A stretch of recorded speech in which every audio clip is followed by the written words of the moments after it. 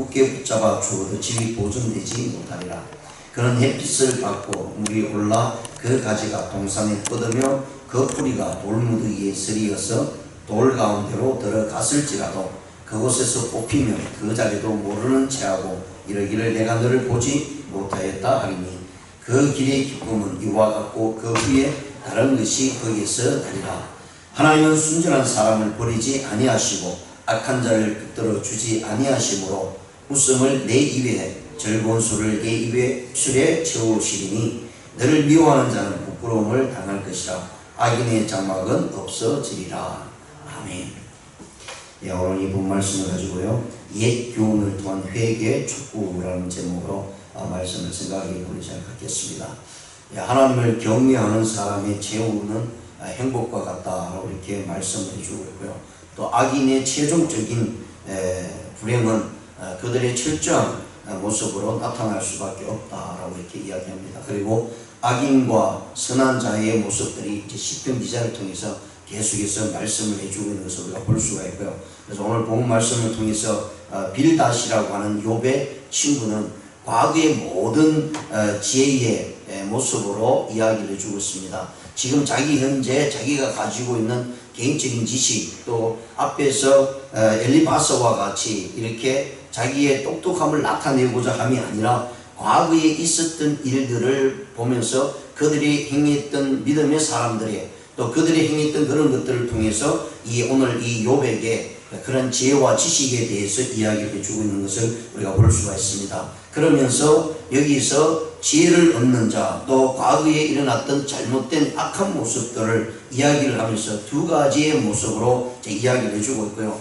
그러면서 앞에서 일어났던 수많은 선진자들 노아 시대라든가 이런 모습들을 보면서요, 전통적인 교훈으로 욥에게 회개를 촉구하고 있습니다. 왜냐하면 앞에서 수많은 믿음의 사람들이 우리가 있고 그 들었던 부분들을 통해서 하나님 앞에서 올바로 섰던 사람들, 그리고 하나님 앞에서 멸망받을 수밖에 없었던 사람들이 어떻게 행복을 이루고 어떻게 불행을 이룬가를 이야기를 해주고 있는 빌닷의 모습을 우리가 볼 수 있습니다. 그러면서도 빌닷은요, 자신의 모습이 이 욥에게 주어지면서 욥이 행하는 모든 일들이 이런 결과는 하나님 앞에서 네가 잘못된 것이다 라는 사실을 이야기합니다. 한편으로는 20절 이후에 22절 3절에 보면 이 빌닷이 욥을 굉장히 생각하는 것 같습니다. 그래서 너는 빨리 그 잘못된 것에서 나와라, 그리고 하나님의 말씀 앞에서 회개하라, 그러면 네가 복을 받을 것이다 라고 하는 모습으로 이 빌닷이 욥에게 촉구하는 모습을 나타내주고 있는 내용입니다.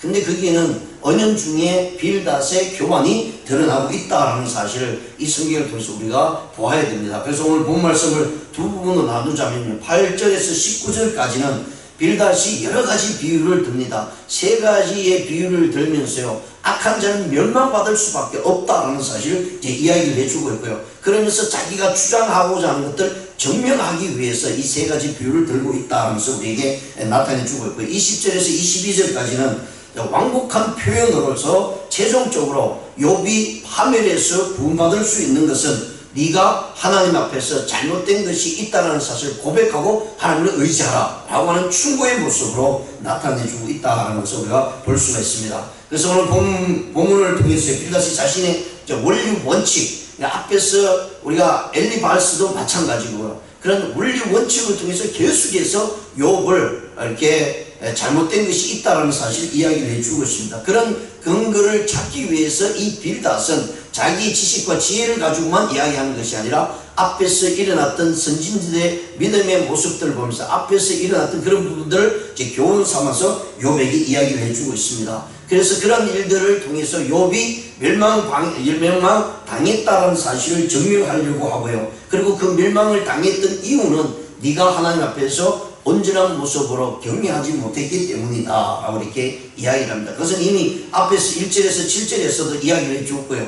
그래서 이 빌닷은 계속해서 멸망 그 결과만 보고 자꾸 뭔가를 증명하려고 합니다. 그렇습니다. 우리도 신앙생활하거나 또 우리 삶을 보면 사는 사람들을 이렇게 잘못된 것을 지적하거나 또 그 사람이 잘된 것을 이야기를 해줄 때 어떤 결과만 보고요, 거기에 끼워 맞추식으로 이야기한다는 것입니다. 그 사람을 이야기할 때 어떤 테두리를 만들어 놓고 그 사람 테두리 안에 두고 그 사람을 보려고 하다 보니까 거기에는 잘못된 모습이 드러날 수밖에 없다라는 사실을 오늘 빌닷을 통해서 우리가 깨달을 수 있다는 것입니다. 그래서 오늘 이 본문 말씀을 통해서 특히 강조해 주고 있는 부분이 있는데, 그 첫 번째가 옛 교훈의 중요성을 말하고 있다. 앞에서 일어났던 수많은 믿음의 사람들을 보면서요, 노아의 때나 또는 소돔과 고모라의 때를 보거나 이런 모습들을 보면서 이 빌닷은 옛 교훈이 얼마나 중요한가를 이야기를 해주고 있는 것을 이야기합니다. 그렇다면 이 빌닷이 이야기한 것은 분명히 틀린 것은 아닙니다. 그래서 앞에서 우리가 엘리바스나 또 빌닷 이 두 사람의 통해서만 보더라도 그들이 말하는 것은요, 일반적으로 분명히 옳은 말이고 바른 말입니다. 그럼에도 불구하고 성경은 우리에게 이야기하고자 하는 것은요, 거기에는 결과만 중요한 것이 아니라 그의 안에 들어있는 그의 모든 삶의 모습들이 얼마나 중요한가를 이야기를 해주고 있다는 사실을 우리가 생각을 해볼 수가 있고요. 그래서 빌닷은 욥과 같이 짧고 단순한 경험에 의해서 자신의 견해를 피력하거나 또는 엘리바스처럼 자신이 행했던 그런 개인적인 그런 자기의 지식적인 모습으로 인식을 해서 가르쳐 주는 것이 아니라 옛 조상들의 모습을 보면서 이야기를 해주고 있기 때문에 이 빌닷의 말이 모든 것이 옳다라고 이야기할 수밖에 없죠. 그럼에도 불구하고 그것이 적용하는 데 있어서 잘못되었다라고 이렇게 이야기를 할 수가 있습니다. 그러면서 의인은 형통하고 악인은 결국은 잠깐 번영을 누리지만 하나님에 의해서 그 모습은 결국은 멸망받을 수밖에 없다는 사실을 분명히 말씀을 합니다. 이것이 이제 성경에서 나오는 일반적인 법칙이죠. 우리 삶을 되돌아보면 모든 사람들에게 일반적인 법칙을 적용하게 됩니다. 그러다 보면 이게 특별한 모습으로 나타나는 부분들을 우리가 그냥 보지 못하고 또 그 안에 있는 내용은 보지 못하고 결과만을 가지고 이야기할 때는 우리가 그 사람이 잘 살았다, 못 살았다 라고 이야기를 할 수 있습니다. 사람이 죽음의 앞에 놓여 있을 때 죽음의 현상을 보면서도요, 이 사람이 잘 살았는지 못 살았는지를 일반적으로 우리가 이렇게 대비를 해서 생각하고 또 말을 할 수도 있을 것입니다. 그런데 그것은 일반적인 모습이고요, 사람이 살아가고 또 죽음의 앞에 놓여 있을 때 많은 현상들이 나타나게 됩니다. 그렇다고 해서 그 현상들이 다 일반적으로 똑같은 모습은 아니다라는 사실을 우리가 깨달을 수 있다는 것입니다. 그 다음에 두 번째로 이 본문에서 강조한 것은요, 빌닷이 자기의 이런 모습들을 증명하기 위해서요, 여러 가지 비유를 드는데 세 가지를 비유를 들고 있는 것을 봅니다. 먼저 우리가 8절에서 보시면 청하건대는 옛시대 사람에게 물으며 조상들이 터득한 일을 베풀지다. 자, 여기서 옛시대의 사람들에게 물어보라. 지금 뭐라고 말하면 욥이 지금 상황이 고난과 고통이 있지 않습니까? 이 어려움 속에 일어나는 일들이 네가 어떻게 알 수 있는가? 옛 조상들을 한번 보라. 그들이 하나님으로부터 축복받은 자와 그들이 하나님으로부터 멸망받은 자들의 모습을 보라. 거기는 분명한 이유가 있다는 얘기입니다. 이유가 분명히 무슨 이유든지 있겠죠. 그런데 이 빌닷은 일반적인 이유를 들고 있다는 것입니다. 그들이 복받고 그들이 저주를 받았던 것은 하나님 앞에 경외하고 선한 모습으로 갔을 때 복을 받았다. 이건 맞죠.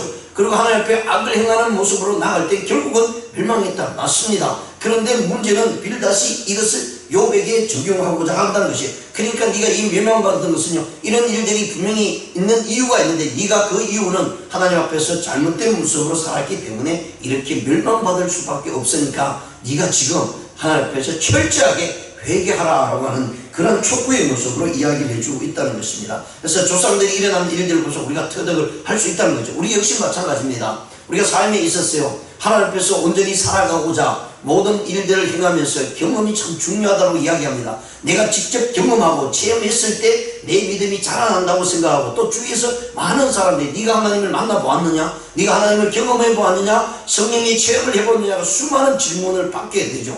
그럴 때마다 우리는 긴가민가합니다. 뭔가 특별한 일이 있어서 불같이 떨어지는 일이 있어서 그런 것이 다른 사람들이 알 수 있는 그런 모습을 비춰진다면 나는 경험하고 내가 체험했다라고 담대히 이야기할 수 있을 것인데요, 근데 사람들에게 눈에 보이는 일들이 일어나지 않는 현상들 수없이 있잖아요. 그렇기 때문에 내 믿음도 다른 사람들이 나를 봤을 때 가시적으로 나타나는 것이 없는 것이 분명하기 때문에 내가 체험했는지 내가 경험했는지 잘 모르고 있을 때가 많이 있다는 거죠. 그래서 머뭇머뭇거릴 때가 보면 너는 아직도 하나님을 온전히 믿지 못하고 있구나. 체험 없이 어떻게 믿음을 가지고 살아갈 수 있겠는가 라고 질문할 때 우리의 믿음이 정말 나약한가, 내가 아주 부족한가를 스스로 이렇게 주눅이 들 때가 있습니다.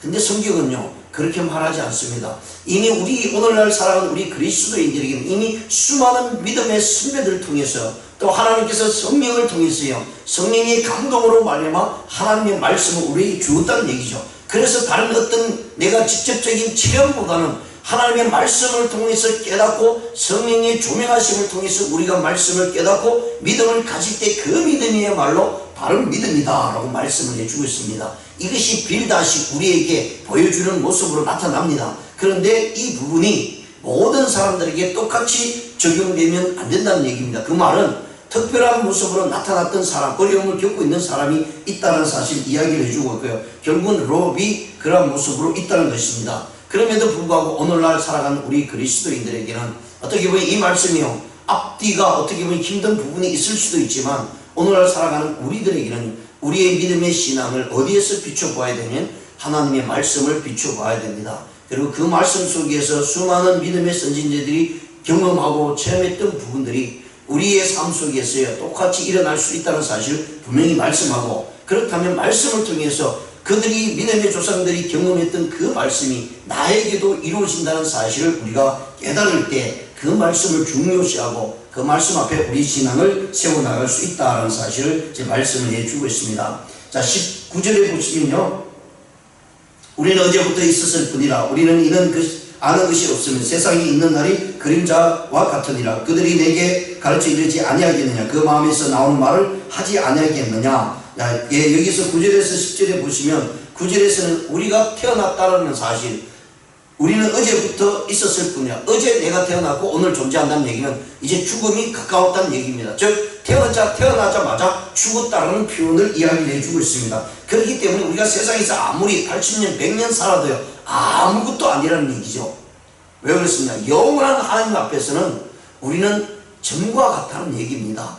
그 점과 같은 인생을 살아가는 우리의 모습, 그림자와 같다는 얘기입니다. 우리는 아무것도 아니라는 얘기를 하고 있습니다. 그들이 내게 가르쳐 이르지 아니하겠냐. 그런 세상의 모든 지나간 사람들을 봐라. 그들이 100년을 살고 200년을 살고 앞에서 노아시대 이전에 수많은 800년 900년을 살았다 할지라도 그들은 우리가 보기에는 하나의 그림자밖에 안 되고 경점밖에 되지 않는다. 인생이라는 것이 그렇다라고 이렇게 빌다시 이야기를 해주고 있는 모습입니다. 이 말도 분명히 맞습니다. 그래서 이런 부분에 있어서 우리가 깨달아야 될 부분은 분명히 성경을 통해서 말씀을 해주고 있다는 것을 우리가 믿고 나가야 되고요. 결국은 우리 인생은 그림자와 같기 때문에 어떻게 우리의 모습들을 교만한 모습으로 잘난 모습으로 살 필요가 전혀 없다라는 사실을 말씀합니다. 그러면서 하나님 앞에서 언제나 겸손한 자는 하나님이 들어쓰시고요, 그리고 교만한 자는 하나님께서 분명히 망하게 만든다라는 사실을 말씀을 해주고 있는 내용입니다. 자 11절에 보시면 이제 11절에서요 19절까지는 세 가지 비유를 듭니다. 우리 인생이 얼마나 연약하고 얼마나 악한 모습으로 있는 자는 멸망의 모습으로 나타나고 있는지를 이야기합니다. 첫 번째 보시면요, 왕굴이 진뿔 아닌 데서 크게 자라겠으며 갈대가 물 없는 데서 크게 자라겠느냐. 이런 것은 새순이보다 아직 뜯을 때가 되기 전에 다른 풀보다 일찍 마르느니라. 13절에 보시면 하나님을 잊어버리는 자의 길은 다 이와 같고 저속한 자의 희망은 무너지리라 라고 말씀합니다. 왕골과 갈대의 비유를 들었어요. 이 빌다시 이야기를 해주고 있습니다. 진풀과 물 가운데서 자라는 왕골이나 갈대가 다른 풀보다 빨리 자라는 속성이 있습니다. 그런데 물이 조금만 없으면 왕골과 갈대는 다른 풀보다 더 일찍 사라져버리고 말라버리고 만다라는 사실 이야기를 해주고 있습니다. 이것은 사곡한 자들, 즉 악한 모습으로 살아가는 사람들이 모든 것을 이루었다라고 생각하고 많은 것을 가지고 성공했다라고 이야기한다고 한다 할지라도 그것이 무너짐에 있어서는 하나님이 가차없이 무너지게 만들고요, 세상에 형통함이 있다라고 하는 그런 악한 모습을 이루었다면 그것은 언제나 하나님 앞에서요 이 왕골과 갈대처럼 하루아침에 사라지고 말 것이다 라는 사실을 이야기를 해주고 있습니다. 그렇습니다. 헛된 소망을 가지고 있는 자들에게는 그것이 온전히 이루어지지 않을 것이다 라는 사실을 분명히 말씀을 해주고 있고요. 그 다음에 14절과 15절에는 거미줄에 대해서 이야기합니다. 그가 믿는 것이 끊어지고 그가 의지하는 것이 거미줄 같은저 그 집을 의지할지라도 집이 서지 못하고 굳게 붙잡아 주어도 집이 보존되지 못하리라. 이 거미줄을 칠 때는요 엄청난 힘을 사용한다고 합니다. 그러니까 온 힘을 다해서 거미줄을 만든다고 합니다. 왜냐하면 자기 집이니까요. 그리고 그것을 만들 때 자기가 살아가는 데 있어서 먹잇감을 취할 수 있기 때문에 온 정성을 다해서 온 힘을 다해서 거미줄을 친다고 합니다. 그런데 이 거미줄을요 얼마나 자기 딴은 굉장히 힘을 쓰고 온 정성을 다해서 만든다 할지라도 그 거미줄은 너무 약하다는 이야기를 해주고 있습니다. 어느 순간에 한번 끊어지면 그 거미줄은 아무런 소용없이 사라져버리고 만다라는 이야기를 해주고 있습니다. 즉 이 거미줄은 악한 모습으로 나타난다는 것입니다. 다른 곤충들, 다른 것들을 잡아먹기 위해서 만들고 있다는 거예요. 그래서 여기에서 집은요, 이 거미집은 나쁜 모습으로 사용되는 것을 이야기합니다. 그렇게 지어진 집이면 결국은 하루아침에 사라질 것이고 그것은 결국은 다 끊어지고 의지할 것이 없어지고 말 것이다 라고 하는 것을 이야기를 합니다. 즉 사악한 자의 소망은요 자기의 공상과 또 자만에 나오는 조작물을 뿐이고 결국은 그것이 모든 힘에 의해서 어떤 힘에 의해서 무너질 때는 아무것도 아니다 하는 사실을 분명히 말씀을 해주고 있습니다. 그렇습니다. 우리 스스로요 우리 자신의 모습들을 잘 보지 못하고 우리 스스로 속이면서 어떤 신념이나 어떤 잘못된 소망을 가지고 나갈 때 그것이 꼭 이루어질 것이라고 생각하고 거기에 힘과 정성을 다 모으죠. 예수 그리스도를 모르는 많은 사람들은 아직도 그렇게 살아갑니다. 그래서 세상에서 가장 중요하신 것이 무엇이냐, 가장 좋은 것이 무엇이냐라는 것을 생각하게 되고요. 그것을 향해서 달려가죠. 어떤 사람들은 권력의 힘이 가장 좋은 것이라면 그 권력을 향해서 인생을 바칩니다. 어떤 사람은요, 재물이 최고다, 돈 물질이 최고다 라는 생각을 가지고 거기 인생의 모든 것을 쌓아갑니다. 그러나 그것은 하나님 앞에서 아무런 소용이 없다라는 사실을 이야기를 해주고 있고요. 거미줄과 같다 라는 모습으로 분명히 나타내주고 있는 것을 우리가 살펴보게 됩니다. 그래서 한낱 이런 것들을 통해서 우리의 인생을 바치지 말라라고 분명히 말씀을 해주고 있고요. 그 다음에 세 번째 이 빌닷은요 16절과 19절을 통해서 그는 햇빛을 받고 물이 올라 그 가지가 동산에 뻗으며 그 뿌리가 돌무더기에 서리어서 돌 가운데로 들어갔을지라도 그곳에서 뽑히면 그 자리도 모르는 체하고 이러기를 내가 너를 보지 못하였다 하리니 그 길의 기쁨은 이와 같고 그 위에 다 다른 것이 흙에서 나리라. 무성하고 뿌리 깊은 나무에 대한 비유를 듭니다. 그러나 그것이 뽑히고 나면 그 자리는 다른 것으로 채워질 것이다 라고 이렇게 이야기를 해주고 있습니다. 아무리 튼튼한 나무가 뿌리 박혀 있고요 나무 돌 틈에 자란다 할지라도 그것은 예기치 않은 곳에서 어려움을 당할 수도 있다라는 얘기를 해주고 있습니다. 그렇습니다. 우리의 삶에 있어서 아무리 세상이 튼튼한 것을 가지고 있다 할지라도요 그 튼튼한 것이 어느 순간 무너지기 시작하면 우리에게는 어떤 힘도 발휘할 수 없다라는 이야기를 하고요. 예기치 않은 하나님의 갑작스러운 심판의 모습 속에 모두 다 무너지고 말 것이다 라고 말씀합니다. 그렇습니다. 이제 점점 우리는 성경을 통해서 분명히 깨달은 것은 하나님의 심판의 때가 너무나 가까웠다는 사실이에요. 그래서 마지막 때에는 과연 믿음 있는 자를 찾겠느냐 하는 그 주님의 말씀이 우리에게 와닿는 것을 보게 됩니다. 정말 믿음을 지키기 위해서 하나님 앞에 철저하게 우리의 모습을 드려야 되겠죠. 근데 노아 시대를 보십시오. 멸망 시기에 과연 믿음을 지키고 살아갔던 사람이 몇 명인가? 지구상에 수많은 사람들이 살아갔습니다. 근데 그 모든 세상은 완악한 모습으로 살아갔고요. 죄악이 관영함으로 하나님의 심판을 받을 수밖에 없었습니다. 가나안에 있는 7 족속들이 심판을 받아야 된 이유는 이스라엘 백성들에게 그 땅을 내어줄 수밖에 없었던 것은요. 그 자리에 하나님 보시기에 완악한 죄악이 가득했기 때문입니다. 어느 시대든 하나님 앞에서 죄악이 관영하고 죄악이 너무나 무성할 때 하나님의 심판이 그 즉시로 나타났다는 사실입니다. 이 세상의 심판이 오는 날도 마찬가지입니다. 성경은 여러 말씀을 통해서 마지막 때를 우리에게 보여주고 마지막 때에 이런 일이 일어날 것이라고 분명히 말씀합니다. 그럼에도 불구하고 가장 중요한 것은 세상의 완악함이 죄악이 가득 찼을 때에 하나님의 심판이 이 땅에 도래한다는 얘기입니다. 그 얘기는 믿음 있는 자가 과연 있겠느냐 얘기입니다. 그래서 저와 여러분은 정말 하나님 앞에서 간절한 마음으로 기도하고 우리의 믿음을 지켜야 될 것은, 이 믿음을 지키고 있을 때 하나님의 멸망의 시기는 조금씩 늦어질 수도 있겠죠. 그런데 분명한 것은요, 우리의 믿음이 점점 사라질 때에 하나님께서 심판이 온다라는 사실을 우리가 생각하면서요, 오늘 이 본문 말씀을 통해서 분명히 깨닫게 되는 것은 일시적인 경험이 우리의 모든 삶을 주장하는 것이 아니라는 사실을 분명히 말씀을 해주고 있고요, 한편으로 하나님의 공의와 하나님의 심판은 반드시 온다는 사실을 말씀을 해주고 있습니다. 그래서 20절과 22절에서는 빌닷이 앞에서 계속 그렇게 얘기하다가 욥에 대해서 굉장히 마음을 넓게 보여주는 모습으로 나타납니다. 그러나 그 결과는 결국은 네가 하나님 앞에서 회개하고 나가야 된다라는 얘기입니다. 20절과 22절에 보시면 하나님은 순전한 사람을 버리지 아니하시고 악한 자를 붙들어 주지 아니하시며 웃음을 내 입에서 즐거운 소를 내 입술에 채우시리니 너를 미워하는 자는 부끄러움을 당할 것이라 악인의 장막은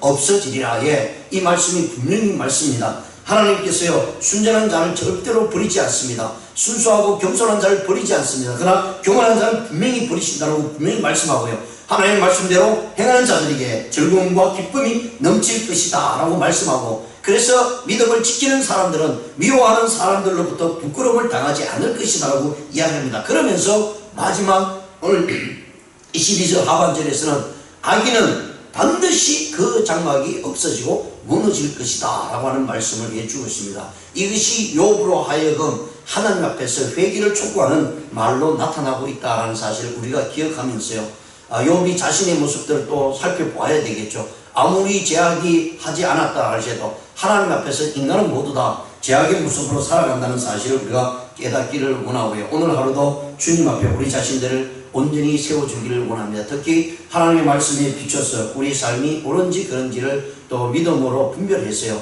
우리의 믿음의 신앙을 바로 세워나가는 저와 여러분 되시기를 주님의 이름으로 축원드립니다. 기도드리시겠습니다.